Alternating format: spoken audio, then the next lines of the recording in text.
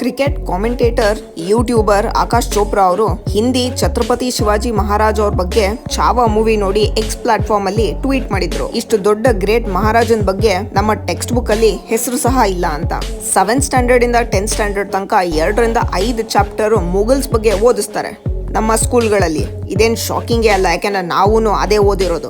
ಆದ್ರೆ ಛತ್ರಪತಿ ಶಿವಾಜಿ ಮಹಾರಾಜ್ ಅವ್ರ ಬಗ್ಗೆ ಒಂದು ಚಾಪ್ಟರು ಇಲ್ಲ. ರಿಯಲ್ ಹಿಸ್ಟ್ರಿನ ನೋಡಿ. ಫತ್ವಾ ಆಲಂಗಿರಿ, ಇದನ್ನ ಔರಂಗಜೇಬನೆ 500 ಇಸ್ಲಾಮಿಕ್ ಸ್ಕಾಲರ್ಸ್ ಇಂದ ಬರ್ಸಿರೋ ಸ್ಕ್ರಿಪ್ಚರ್ ಇದು. ಇದರಲ್ಲಿ ಕ್ಲಿಯರ್ ಆಗಿ ಮೆನ್ಷನ್ ಮಾಡಿದ್ದಾರೆ ಔರಂಗಜೇಬ್ ಹಿಂದೂಸ್ ಮೇಲೆ ಟ್ಯಾಕ್ಸ್ ಹಾಕ್ತಿದ್ದ, ಆಮೇಲೆ ಹಿಂದೂ ಟೆಂಪಲ್ಸ್ ನ ಒಡೆದಾಕಿಸ್ತಿದ್ದ ಅಂತ. ಆದ್ರೆ ಈಗ ನಾವು ಓದ್ತಾ ಇರೋ history 2021-22 12th standard NCERT text book ಅಲ್ಲಿ ಔರಂಗಜೇಬ್ ಹೊಡೆದೋಗಿರೋ ದೇವಸ್ಥಾನನ ಕಟ್ಸಕ್ಕೆ ದುಡ್ಡು ಕೊಟ್ಟಿದ್ದ ಅಂತ. ಶಿವಾಂಕ್ ವರ್ಮಾ ಅವರು ಇದನ್ನ ಕೇಳಿ RTI ಫೈಲ್ ಮಾಡಿ NCERT ಅವ್ರಿಗೆ ಕೇಳಿದ್ರು, ಇದನ್ನ ಯಾವ ರೆಫರೆನ್ಸ್ ಮೇಲೆ ನೀವು ಹೇಳ್ತಾ ಇದ್ದೀರಾ ಅಂತ. ಇದಕ್ಕೆ NCERT ಅವ್ರು ಒಪ್ಕೊಂಡ್ರು, ಅವ್ರ ಹತ್ರ ಯಾವುದೇ ಎವಿಡೆನ್ಸ್ ಇಲ್ಲ ಅಂತ.